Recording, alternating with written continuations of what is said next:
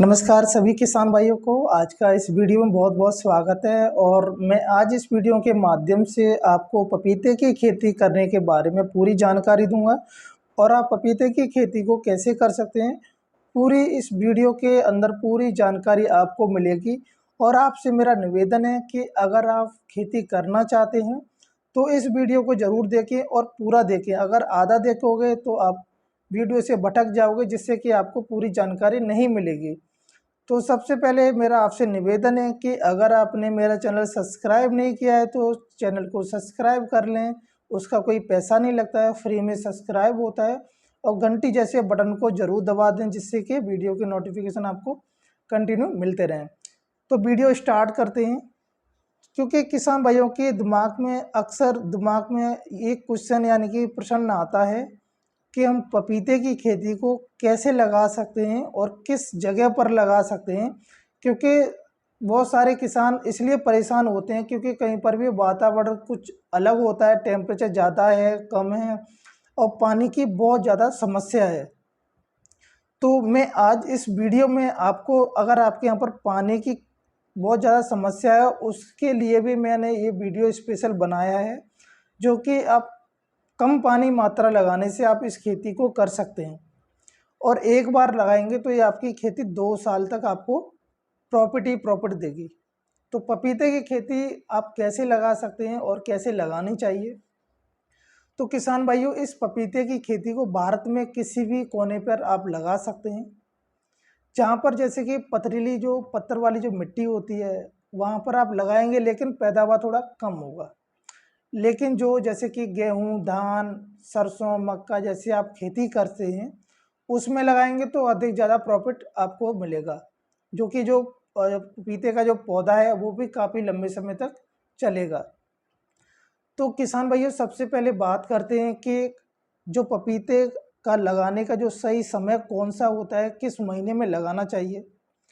तो साल में आप 2 बार लगा सकते हैं, मार्च से अप्रैल तक लगा सकते हैं और अगस्त से सितंबर तक आप लगा सकते हैं। तो जो इसकी जो प्रजातियां हैं जो कि उन्नत किस्में हैं वो मैं आपको बता देता हूँ कौन कौन सी हैं। एक तो पूसा डेलिशियस है, पूसा नन्ना है और पूसा D1 भी कुछ किसान मानते हैं। और पूसा द्वार है, छोटा सा ये पूसा द्वार है, ये छोटा सा पौधा ही फल देना शुरू कर देता है। यानी कि जो पौधे की हाइट है 2 से यानी कि 3 साढ़े 3 से 4 फीट का होगा जब तक वो फल देना शुरू कर देता है। किसान भाइयों, इसके लिए मैं ये जो पपीते की खेती का जो पार्ट 1 वीडियो है, इसके जो दूसरा पार्ट 2 भी लेकर आऊँगा, जिससे कि पपीते की खेती में आप बचाव बीमार जो कि कीटाणु जैसे लगते हैं, कीड़े जो भी फसल में जो भी नुकसान होता है, उसके लिए भी मैं आपको दूसरा वीडियो बनाऊंगा जिसको आप उसमें देख सकते हैं।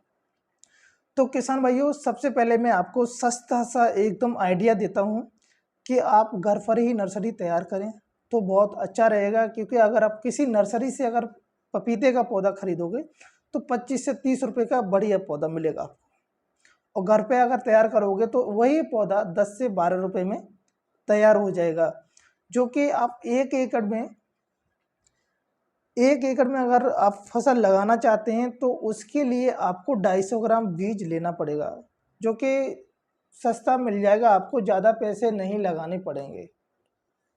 उसके लिए आप नर्सरी तैयार करोगे तो उसके लिए अपने पहले जो खेत की मिट्टी है उसको बना लेना है।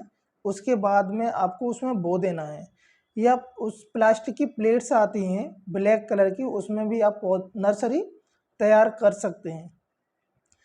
तो जो एक पैकेट आएगा 100 ग्राम का, जिसमें 480 सीड यानी कि जो बीज निकलेगा। अगर 250 ग्राम लेते हैं तो वही 1 एकड़ के लिए आराम से हो जाएगा।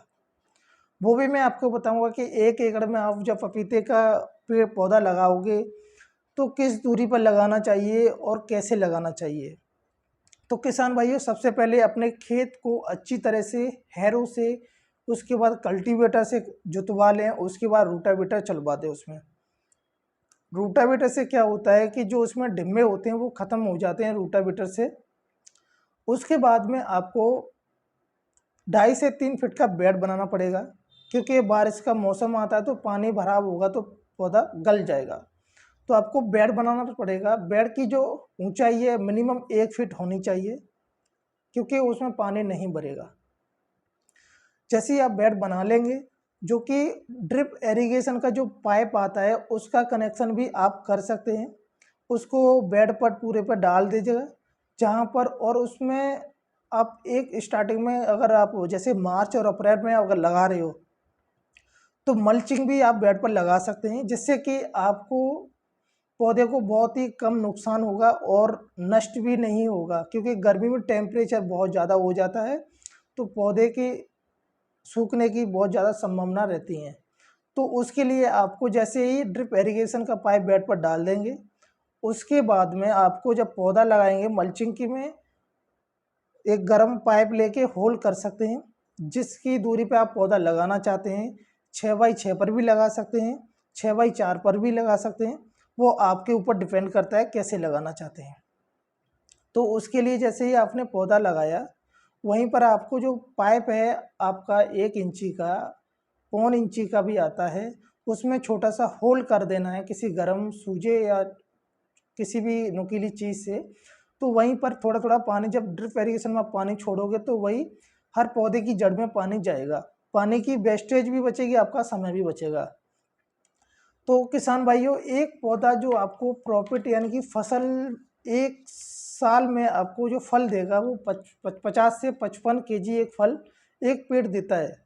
तो आप मल्टीप्लाई कर सकते हैं, उसको गुणा कर सकते हैं कि जो मिनिमम 12 से 15 रुपये किलो आपका पपीता बिकेगा, तो आपसे उसके गुणा कर सकते हैं कितना प्रॉफिट है दोस्तों।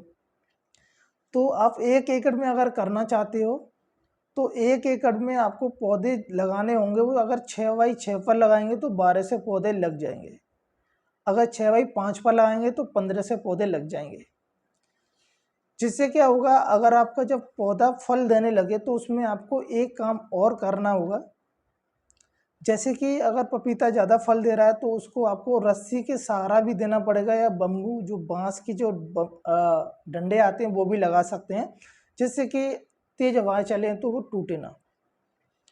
और ये फसल है जो कि 2 साल तक चलती है। एक बार मैंने वीडियो में स्टार्टिंग में भी बताया था कि एक बार लगाओगे तो 2 साल तक आपको ये प्रॉपर्टी प्रॉफिट देगी। लेकिन ये 2 साल में आपको इतना मार्जिन दे के जाएगी ये फसल, जिससे कि आप गेहूं, धान, सरसों, मक्का की जो खेती करते हैं उससे अधिक देकर जाएगा। तो किसान भाइयों, आपसे एक ही रिक्वेस्ट है मेरी, अगर आपको ये वीडियो अच्छी लगी हो तो लाइक और शेयर कर दें। अगर आपको इससे कोई प्रेरणा मिली हो तो मुझे कमेंट भी कर सकते हैं। अगर आपका कोई सवाल है तो मुझे कमेंट जरूर करें, और लिंक में मैं अपना व्हाट्सअप नंबर भी दे दूंगा, वहाँ पर भी आप मुझे कमेंट कर सकते हैं। धन्यवाद।